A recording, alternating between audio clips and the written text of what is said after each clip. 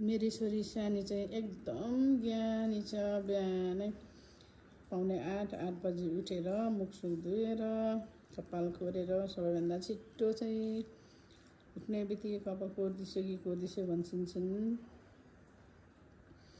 अनि एकदम मजाले अनि कपाल कोरिसकेपछि टोइलेट गएर चाहिँ आफ्नो हात खुट्टा मुख धोएर अनि त्यसपछि माथि खाना खानु चढ्छिन्। खाना खानु पनि एकदम मजाले गम खान्छन्।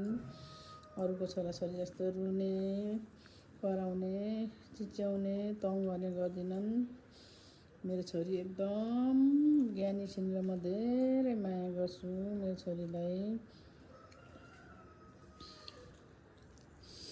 मेरी छोरी चाहिँ अब खाना खाँदैछिन्। खाना खाइसकेर चाहिँ टक्क स्कुलको ड्रेसहरू लाएर स्कुल जाने भनेर चाहिँ एक्साइटिङ छिन्। मेरो छोरी स्कुल जानु पनि मान्छन्। मेरो छोरी स्कुल जान्न भनेर रुने पनि गर्दिनन्। मेरो छोरी साह्रै ज्ञानी छिन्। अब खाना खाइसक्नु लागेको छिन्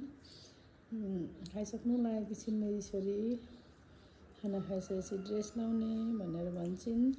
अनि त्यसपछि यो किचनको चाहिँ झ्यालबाट टक्क पारी पल्लो घर चाहिँ मजाले देखिएको छ। हाम्रो चाहिँ चारतिरको भ्यू चाहिँ एकदम राम्रो छ। घरको भ्यूज यस्तो छ। अनि त्यसपछि यताबाट पनि त्यो यो झ्यालबाट पनि पारी होइन त्यो घर अगाडिको नजिकैको यस्तो रुखहरू कस्तो मजाले देखिन्छ। यो झ्यालमा चाहिँ हामीले एउटा फुल पनि राखिदिएका छौँ। अनि त्यो पारीको रुखहरू यस्तो मजाले देखिन्छ झ्यालबाट। अनि त्यसपछि यता चाहिँ एकदम मजाले चाहिँ आज चाहिँ एकदम पानी रहेपछि आकाशहरू साह्रै राम्रो भएको छ। अनि यस्तो राम्रो भएको छ। घाम मजाले टन लागिरहेको छ। हाम्रो घरको छतमा चाहिँ अहिले ड्रागन फ्रुट मेरो बुढोको मिहिनेतबाट चाहिँ एकदम मजाले चाहिँ यहाँ ड्रागन फ्रुट फलिरहेको छ। यहाँ पाक्न थालिसकेको छ। हामीले चाहिँ अब डेली यो ड्रागन फ्रुटलाई चाहिँ काटेर खाँदैछौँ, झिकेर खाँदैछौँ।